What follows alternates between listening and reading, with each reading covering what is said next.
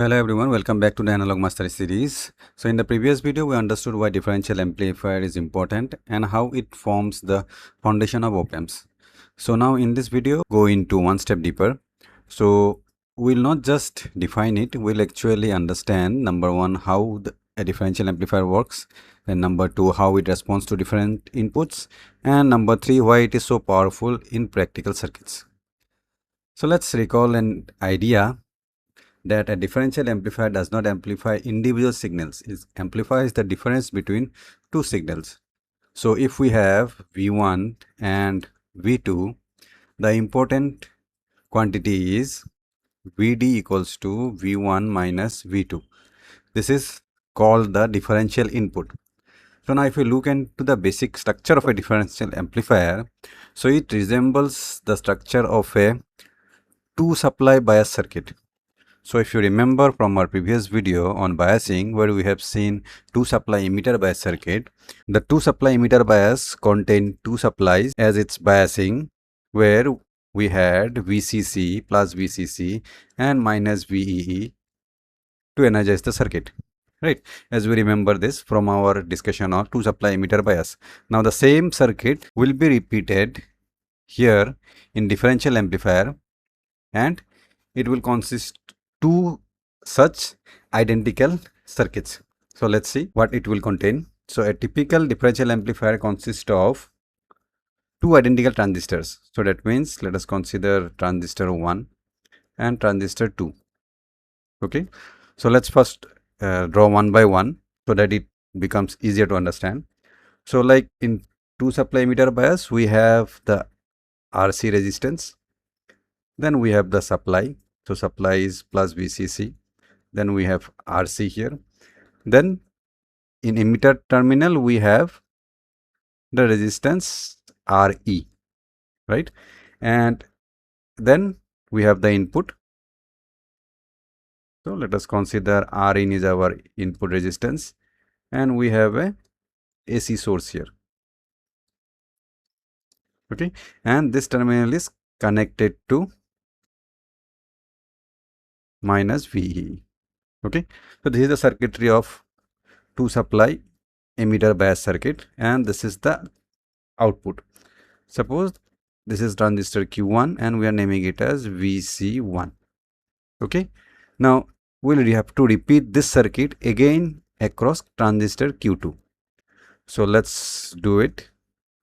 So we have another resistance, we have another output. The output is now VC2. This is RC1, so this will be RC2. Then we have another resistance across the emitter terminal, which is RE. So let us consider RE1, RE2.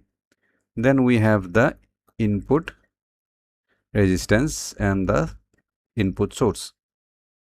So this is suppose V in 1 and this is V in 2 and this is R in 2. So this is the circuit diagram of differential amplifier. Right, so the typical differential amplifier consists of two identical transistors, then connected in a symmetrical manner and in a common emitter connection, right? And the current source or a resistor at the tail. So we have the resistance Re here.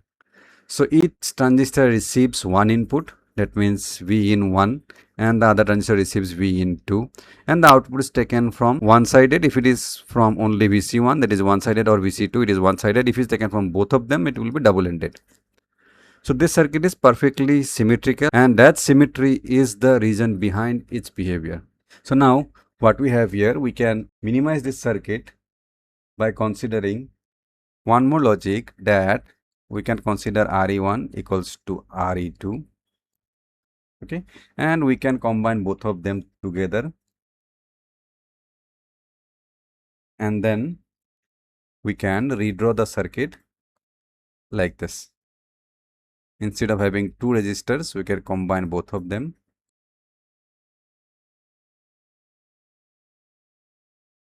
So we can combine both of them, and this will be Re, where Re is parallel combination of Re1 and Re2. right? So this is the differential amplifier circuit, right?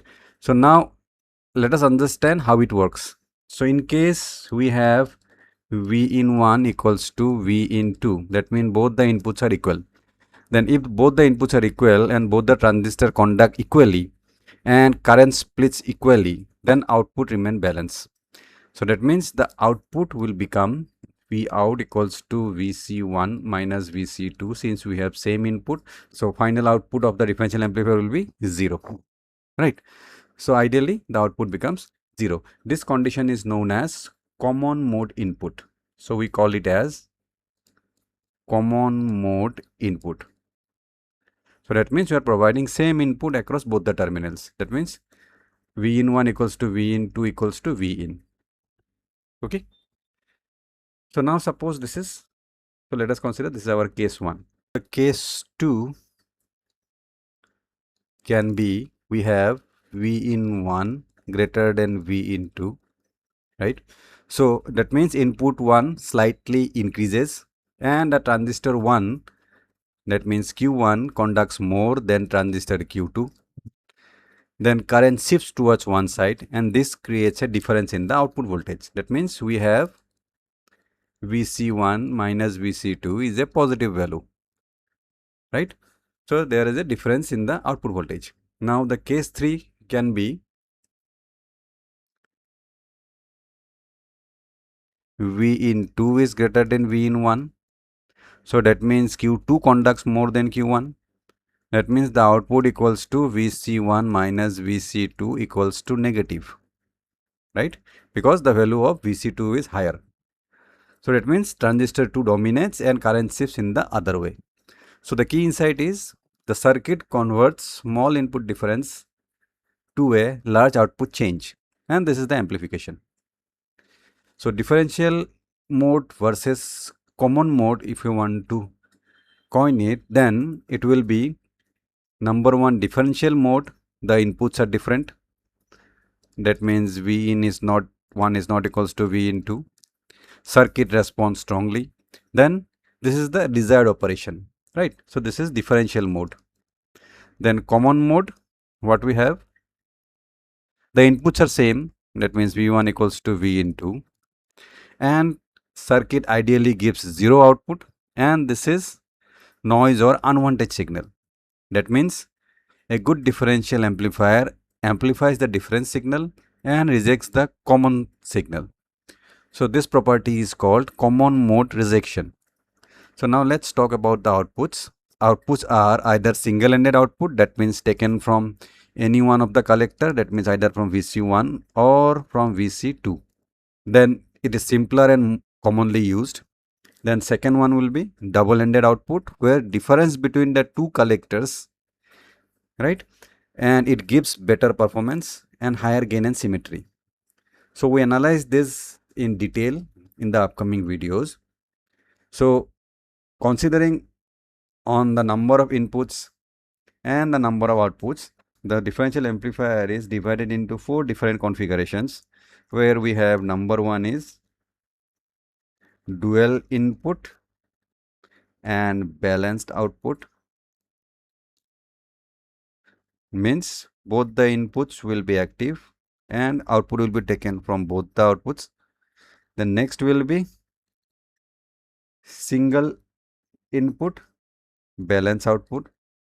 That means output will be taken from both the outputs, but input will be taken from any one of the inputs. Then third one will be dual input unbalanced output, means input will be taken from both the inputs, but the output will be taken only from one output. Then the fourth one is single input unbalanced output. That means we have one input and one output instead of having two. This is just a starting point. So in the next video, we'll go deeper into types of differential amplifiers and DC analysis, biasing and current distribution, and in AC analysis like gain and CMRR, and finally how this connects with the op-amp. So everything we study here will directly help you to understand op-amp much more easily. So let's summarize. So differential amplifier amplifies difference between inputs. It is a symmetric circuit. Equal inputs gives zero output.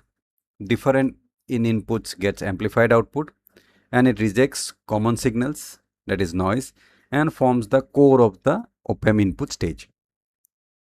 So this is one of the most important concept in analog electronics. So now, as we have mentioned that it rejects common signals.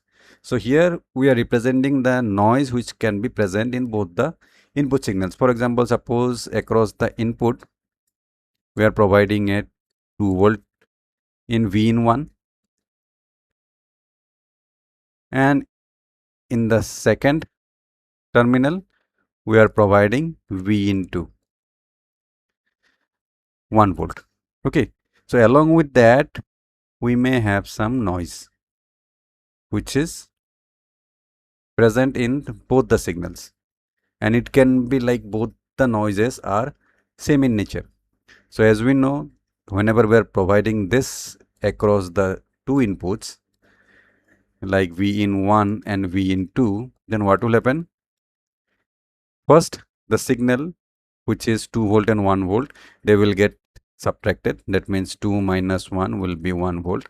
So across the output, we'll get the amplified version of this 1 volt.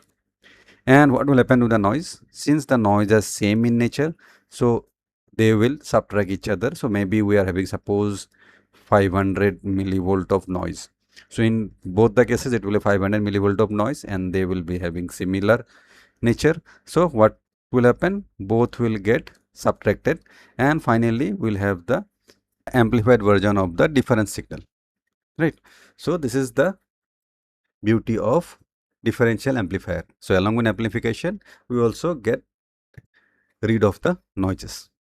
So I hope this discussion is fruitful for you and you have understood what is differential amplifier and what is the structure of differential amplifier and what are the various inputs and outputs we can obtain from the differential amplifier. And at the end, we have also discussed the types of differential amplifiers depending on how we are providing the inputs and outputs. So let's move ahead and learn more about differential amplifier in our next video. Until then, just go through your book and study what differential amplifier actually is so that your understanding becomes more clear. So thank you for joining. Do like, share and subscribe to our videos, and in every video we are providing some questions across the comments or in the question section. So try to solve those so that you can learn more. Thank you for joining. Happy learning. Thank you.